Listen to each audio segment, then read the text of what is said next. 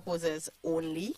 But in the last few weeks, month, I've had a number of people in my DM send me WhatsApp messages, emails saying, can you do this kind of travel? Can you talk about this? And I think 2 weeks ago I talked about the study visa, how you can apply all by yourself and how you can go through all of the process. I think I specifically talked about the one for the United Kingdom.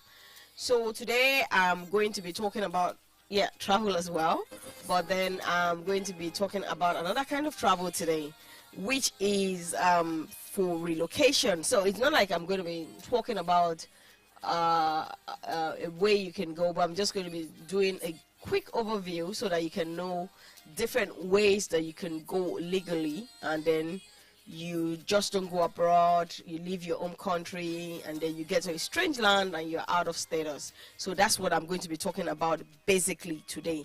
My name is Fumilayo Fatoberu. I'm the host for this show. I'm here every Tuesdays between the hours of 4 and 5, and we're streaming live on Facebook, that is RHYNO103.5 FM, and the station's official YouTube channel, which is also RHYNO103.5 FM.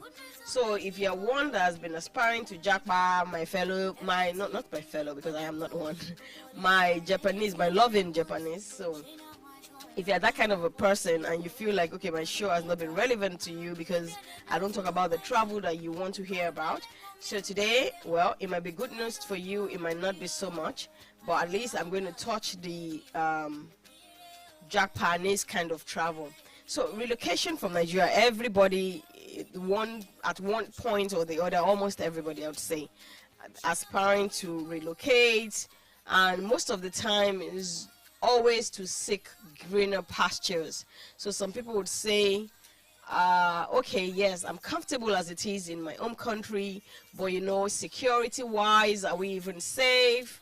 Then you talk about medicals, healthcare, and you say, you know, you go to the hospital here, and before you can get emergency, before you can be helped, you need to go and make a deposit, you need to go and do this, filling out forms and everything before you are even attended to.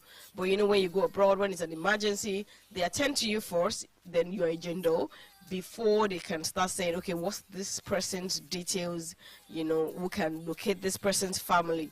Unlike in Nigeria, you need to, you know, identify yourself, make this payment first before you can receive good health care.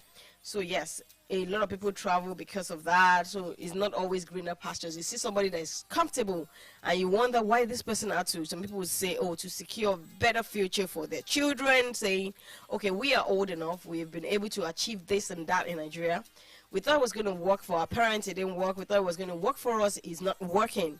We want to be able to give our children better chances. So then they turn to the relocation route. So yes, relocating to Nigeria, from Nigeria to another country, it involves several steps, and it can vary depending on the destination you're looking to go, the purpose why you want to go, or the reason you are going, or the route you're going to use. It might be for work, it might be study, it might be family, like someone is filing for you and all whatnot. And you know, the specific immigration requirements at every country is different. So for Nigeria now, for most countries, we need visas to go in there. So we don't even get the option of saying, oh, I can go there visa free, and then maybe after the first 60 days I can say, okay, maybe it's been good here, it's not been too good, I want to go back to my own country, or okay, it looks like it's good here, I think I would want to stay ahead. Then you start pursuing a proper documentation. But for us from Nigeria, because we need visas to enter almost every country we need to visit, you have to do the processing, and it's not small money. The exchange rate is not even making it better. I've had people sell their businesses, sell their houses, their properties, cars, you know, even the items they have in-house. So a lot of people would say, okay, we've sold this house, or maybe the house is not ours, but we've been able to sell our cars, but we have maybe furniture in the house, air conditioning, we've got fridge, different kind of electronic gadgets, and it's after they must have relocated, then they have friends and family to help them lay off these things one by one. Believing that, you know, it would help them, even if it's 100K I get from here, I get 100K from there. By the time you add it all together, it might be like what, maybe some millions, and then they can change it and they still get something. You know, before, let's say what, 8-10 years down the line, if anybody is relocating at all, they don't even sell their things that they have in their homes. They just give it out to people. It's like, it's going to be very merry today. Just keep giving people things. Oh, somebody's relocating, you get a car, you might get the settee, you might get the bed, you can get. But now, my brothers and sisters, people sell things, even pot, spoon, like every penny counts. So you can just imagine spending all of that money to go and start up in a new country that you know nothing about, and then you get there and you find out it's not what you're expecting. So today I'm just going to do a general overview and guide of, you know, it's not specific to any country. It's just like, okay, you're looking to relocate or you're aspiring about it, things that you must bear in mind. And the first thing I would say is research the destination you're looking to go. So maybe you're looking to go to a country like the United States, or you're looking to go to Canada or any European countries. Make sure you research. We have people relocating from Nigeria to go to Ghana, to go to Kenya, to go to, so it doesn't even have to be Western countries, African countries. We are relocating to go there. And I'm not going to dwell into why people are going to that extreme. What I'm just going to do is, like I said, a general overview or guideline of what to put together, or just the requirements generally. So I said research the destination you're looking to go. So you have to identify the country that fits your need. And I said people relocate for different purposes. So yeah, all in the quest to say we are going to seek greener pastures to make things better, but you have to have a route that you're going through. Is it job? Is it school? Is it, you know, family that is relocating, maybe somebody far for you? Because everybody is saying, okay, to improve our quality of life, that's why we're looking to go. So yes, is it a job opportunity? Is it education? Is it a family that is filing for you? Whatever it is that will help you with the ease of immigration, you need to know. So you need to research that country, the immigration rules in that country, what you need to be able to migrate to that country. You need to have all those things and bear it in mind before you make a move. So relocating, just like traveling for leisure purposes, is not something that you just wake up and say, okay, I'm doing this. No, it takes a lot of planning, especially someone that already has a structure in Nigeria and you have something going for you. It looks like you're going to start from the bare minimum, and sometimes it might be depressing. That's why you see a lot of people, you know, their mental health cannot handle it. You know, you feel like, oh, you were earning maybe like a 6-figure here in Nigeria, then you get there, then you have to start from the scratch, doing menial jobs, because trust me, your certificate doesn't always get you what you want it to get you when you get to that country. If you're somebody that is well-traveled, that you've been traveling before, you might have a bit of a hedge. But if you're someone that has never been out of your home country, it might be a little difficult. Like I was advising someone like 2-3 weeks ago. So she's looking to go for a master's, and I'm not sure if she intends to come back or not. But the conversation I had with her is that I just told her parents, I said, you know, this girl is going. Do not think that when she gets there, she'll be picking monies on the street. So I always say to people, don't loan money to say you want to send your students abroad for masters. No, that's not a good idea. And then secondly, don't go and send your child abroad without any monies. Don't say, because some children, just because they want to go, they just encourage their parents to get whatever it is they can do in Nigeria, get it done, and say, oh, when I get there, I have 20 hours to work. When I start working, I'll be able to pay this. No, it's not always true. Make sure that you make provisions to be able to support your child or your guardian or whoever it is that you're sponsoring abroad. Make sure you make provisions to be able to sponsor them for like the first 6 or 8 months.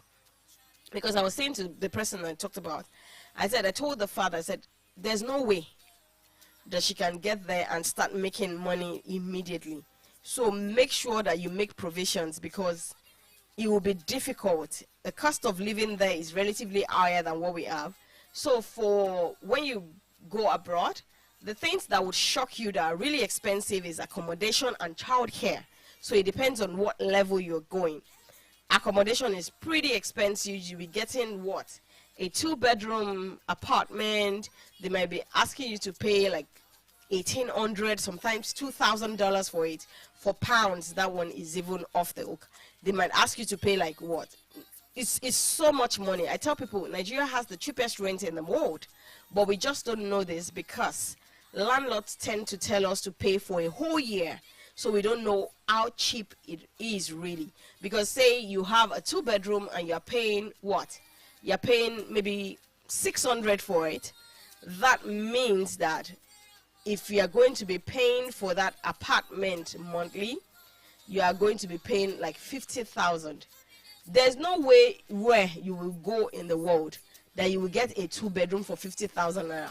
Now in British pound, 50,000 naira right now is like 20 something pounds. You can't even get a hotel for one night for that amount, not to talk of getting an apartment for a whole month. But in Nigeria, but because our landlord would say come and pay for a year, some would say pay for 2 years, so we feel like it's a lot.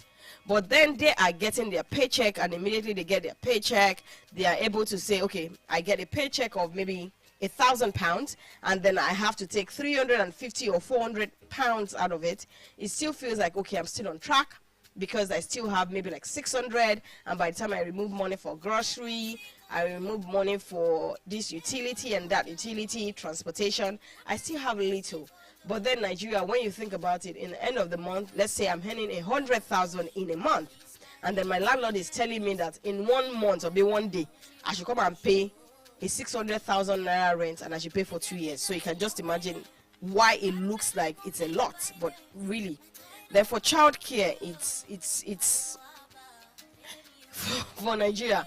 The after school my children go to, for Nigeria, I would think, oh wow, this is a lot of money. But when you compare it to the quality or the standard it is and what you have abroad, you see that we are paying next to nothing.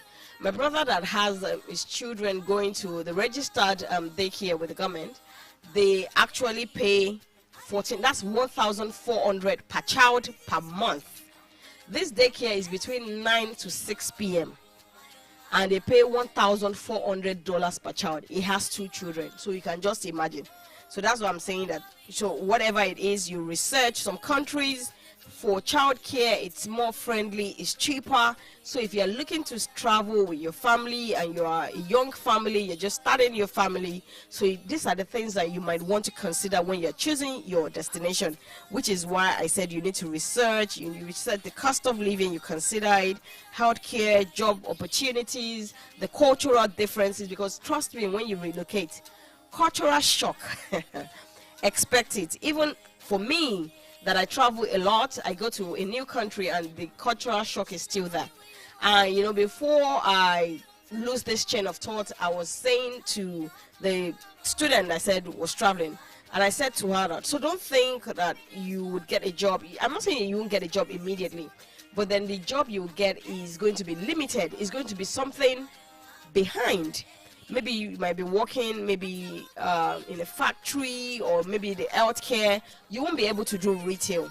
Number one, because you don't even know how they speak, you don't understand what they're saying most of the time. You might say, I watch American movies, I watch British movies. You know what they're saying. Trust me, when you get there and they're speaking to you, it's different. And then you don't even know the money. So you can't be in retail. Somebody's come to buy something for you.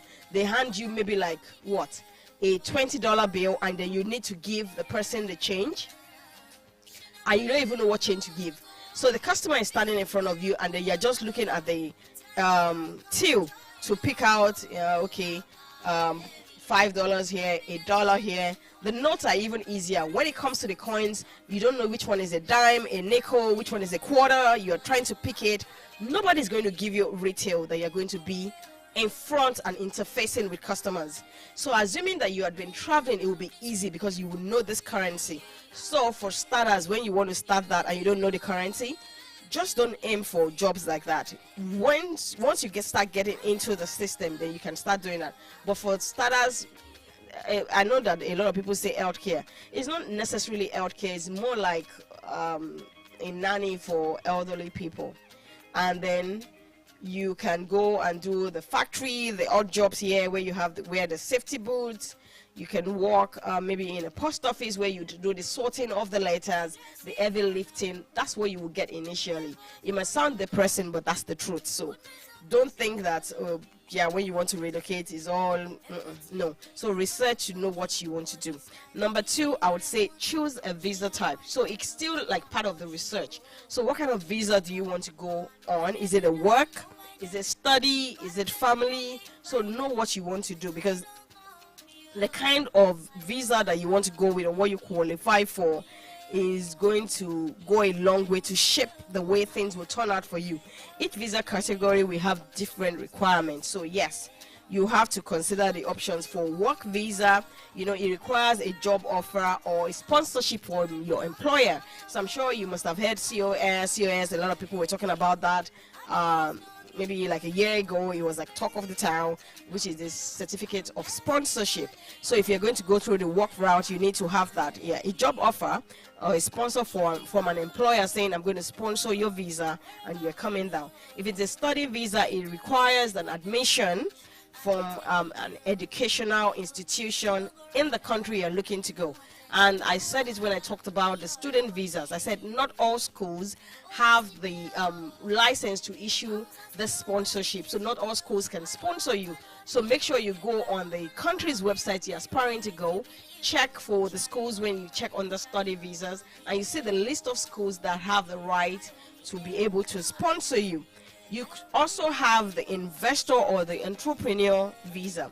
That requires you to invest in that country. So they call it citizenship via investment. I know it's been done in the United States, it's been done in Canada, it's been done in the United Kingdom, and it's been done in some other European countries. I'm sure you must have seen that some people would be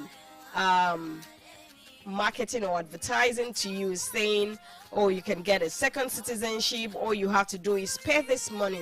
So it's not like you're just going to pay the money and the money is just going to be floating. No, the money is meant for investment. Sometimes they might say you might jointly own like a project with like a number of people.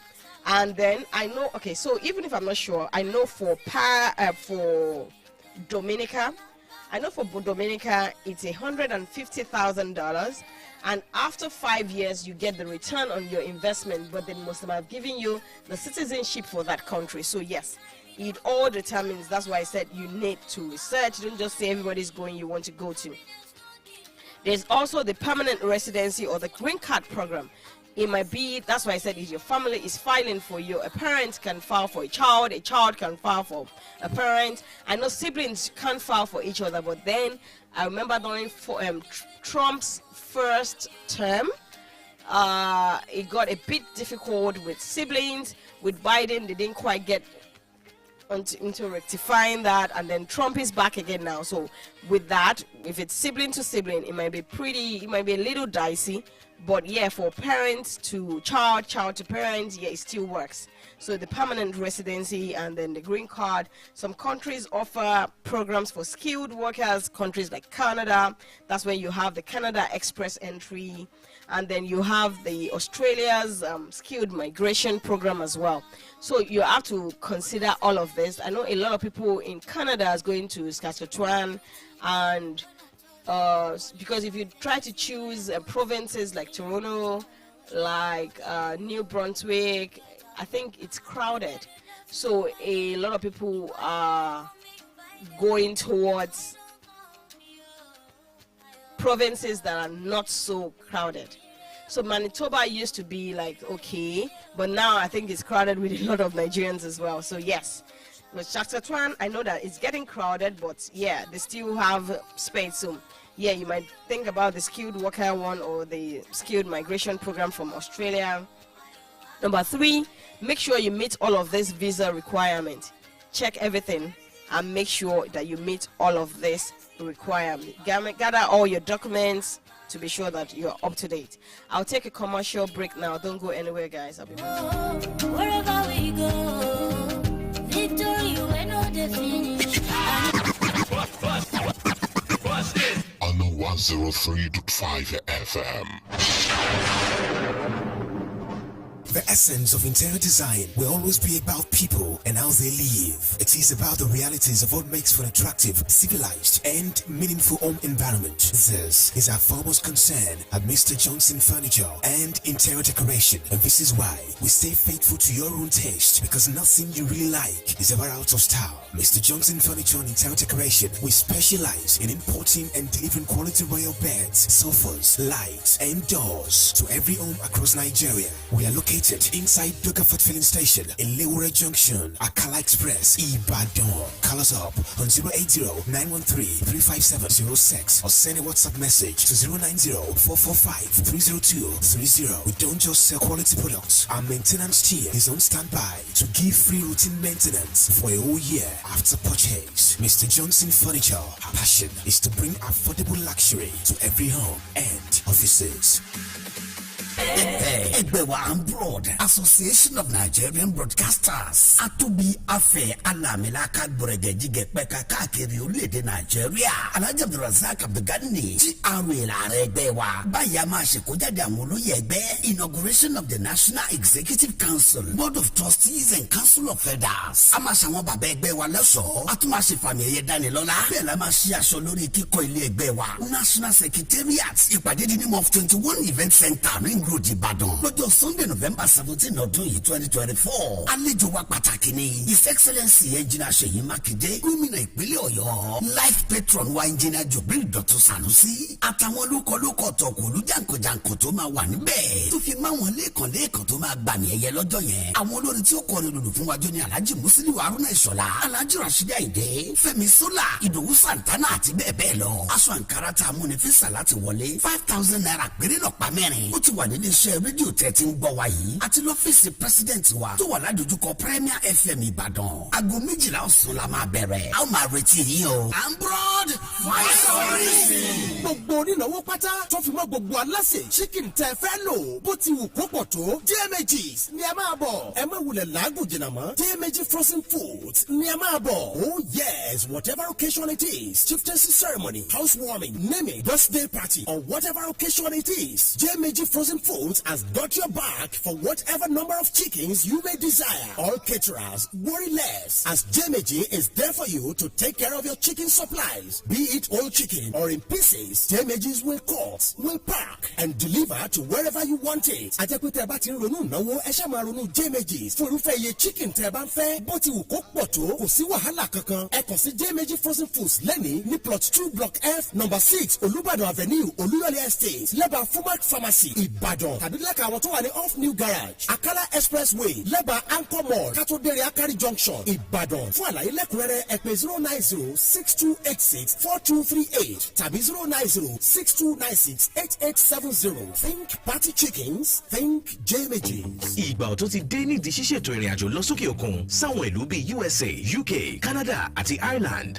Lára àwọn tó máa ń mú rẹ̀wẹ̀sì ọkàn bá ẹni tó bá fẹ́ rìnrìnàjò ní owó tí wọ́n kọ́kọ́ san fún àwọn ẹ́jẹ̀ǹtì àti iléeṣẹ́ tí yóò ràn wọ́n lọ́wọ́. Àmọ́ pẹ̀lú iléeṣẹ́ Study Across Globe ẹ ò nílò owó àsánlẹ̀, kódà ẹ ò ní san kọ́bọ̀. Lẹ́yìn tí gbogbo ètò àti study visa yín bá jáde, ẹ ó gba ìtọ́nisọ́nà lórí gbígba visa, yíyan ilé-ìwé àtàbálẹ̀ ẹ̀kọ́ àti àmọ̀ràn lórí iṣẹ́, ẹnu owó ilé-ìwé, owó ìwé ìrìnnà àtàwọn míì bẹ́ẹ̀ lẹ́ ó san sókè òkun. Travel to study with Study Across Globe. Application processing fee is 100% free. That means you will get visa assistance, course selection advice, scholarship assistance, and career counseling without paying a dime. Call 0907-793-5356 or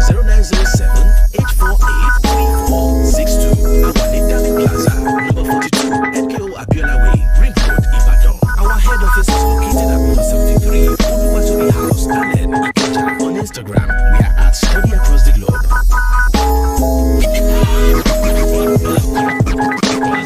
On the 103.5 FM.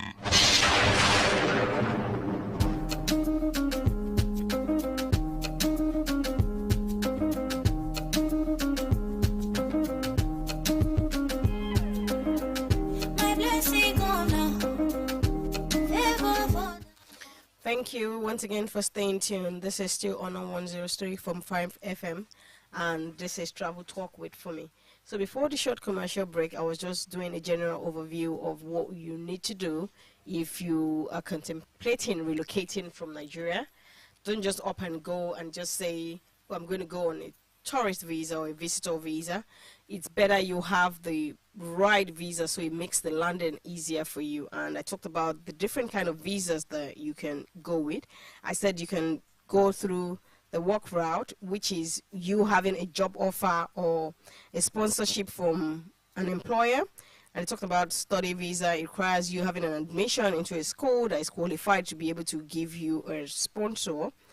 Then I talked about family visa. If you have any family, it can be family reunification, close relatives that are citizens, that are filing for you. Parents can file for their children, and children can file for parents. I know siblings can file for siblings, but sometimes that gets dicey sometimes. So it's neater to just do parents to child or child to parent. And then, of course, spouse, you can file for your significant other as well. And then there's the investment or entrepreneur visa, which is the citizenship via investment. They do a lot of that in Canada, in the United States, United Kingdom. Sometimes that is impossible because of the days they would give you, the number of days that you have to be in the country. And it's a lot of money. I know for the United States is $750,000. For the United Kingdom is £1 million. So yes, I know that it's not cheap. So yeah, you can go through that route. And I talked about going through the permanent residency or the green card programs. I talked about some countries that offer migration for skilled workers, which is like the Canada Express Entry. And I talked about the Australia Skilled Migration Program as well.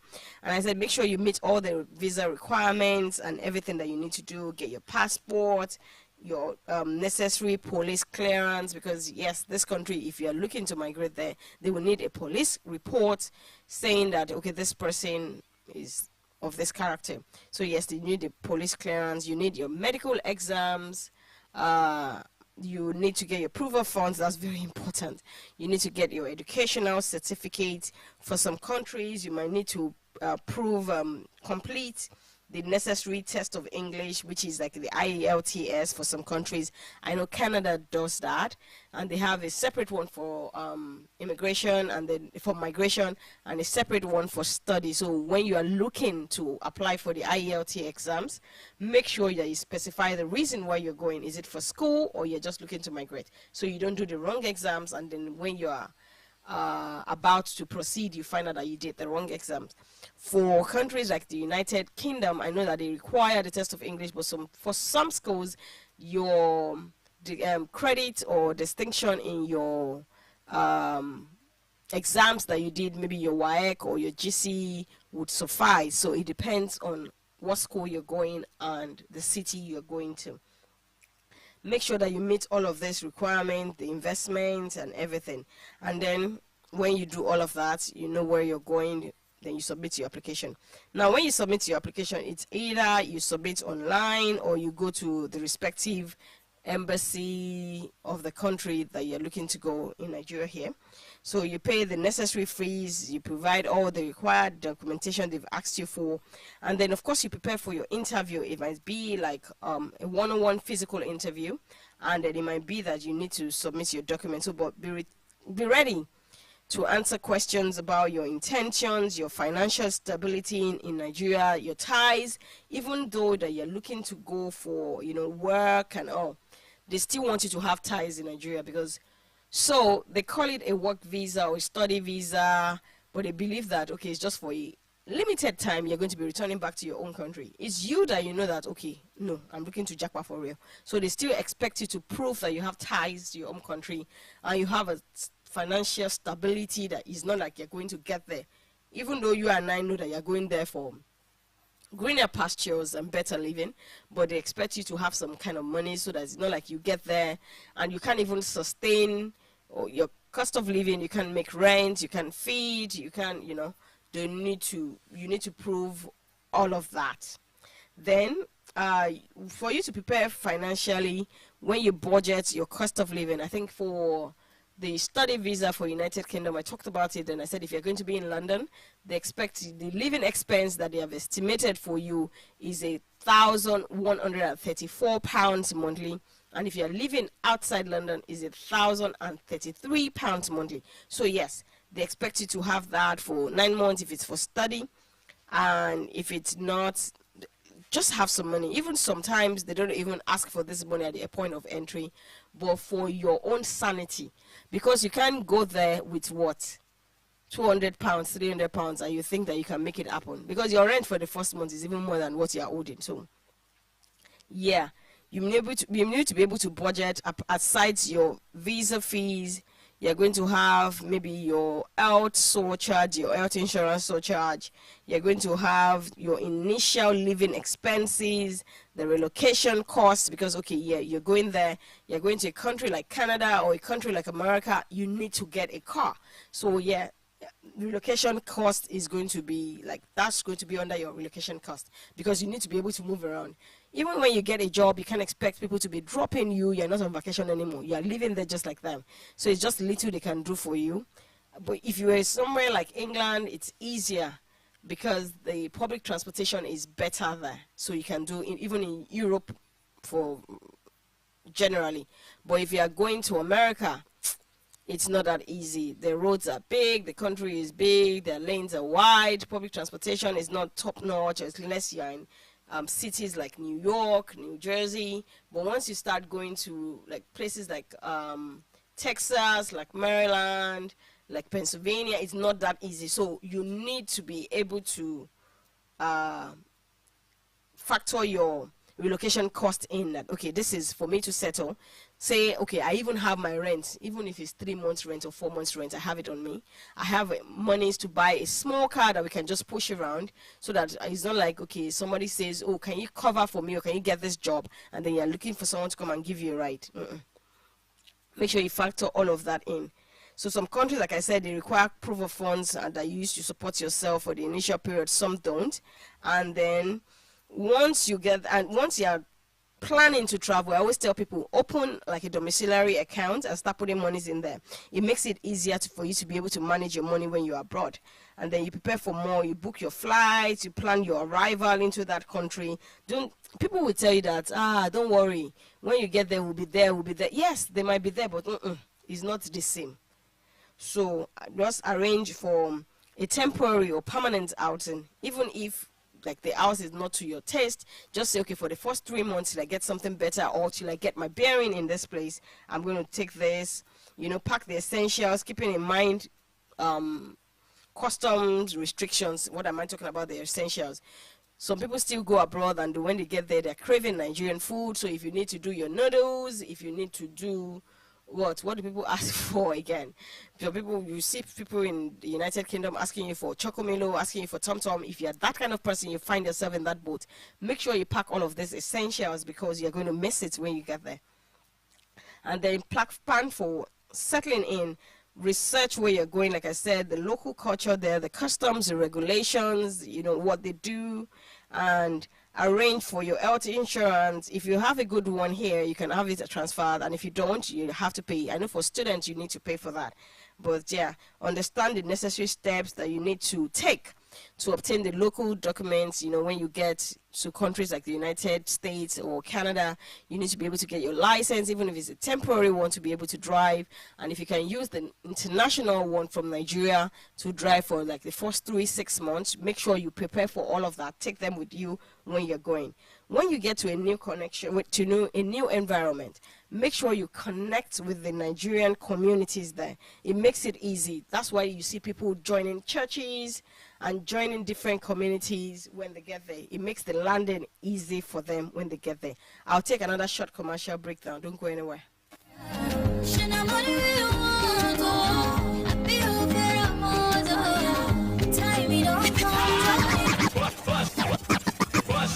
On 103.5 FM.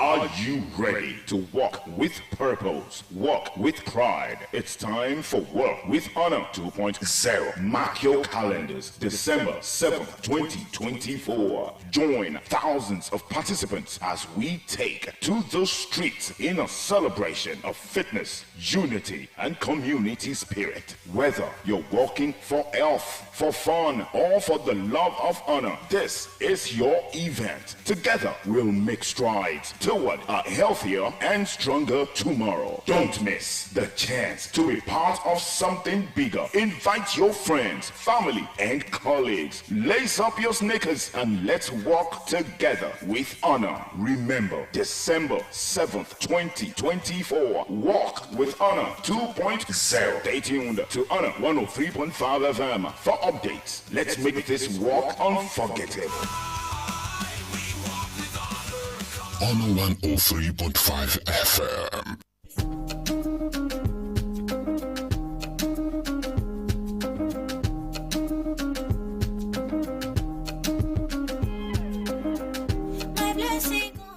Welcome back once again, and thank you for staying tuned. This is still Honor 103.5 FM, and you're still on to Travel Talk with for me.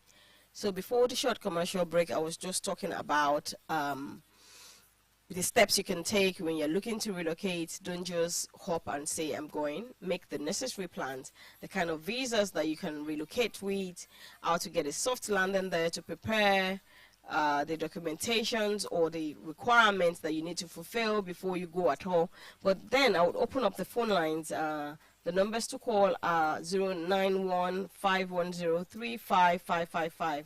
That's 091-510-35555.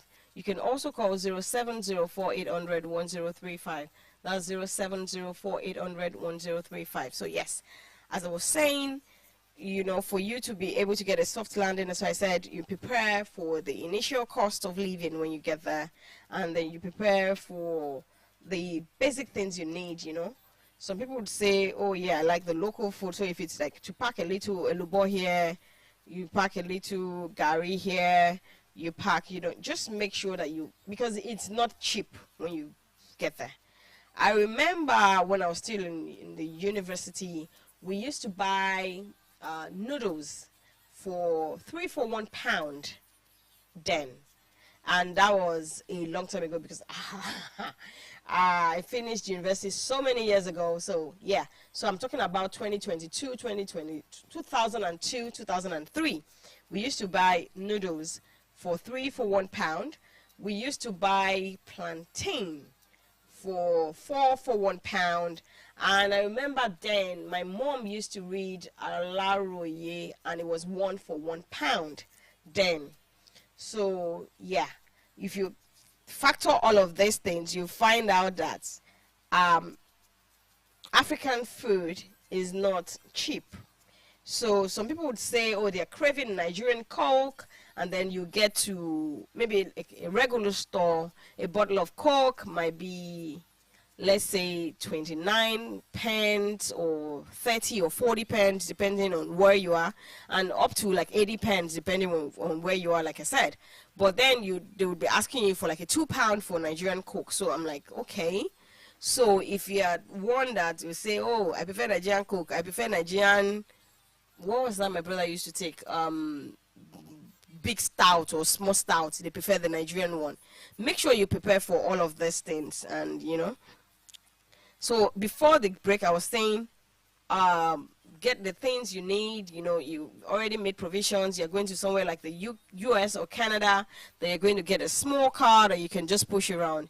Make sure that you get your international driver's license from Nigeria that you can use for the first 3-6 months when you get there, before you settle in and be able to get what you need there.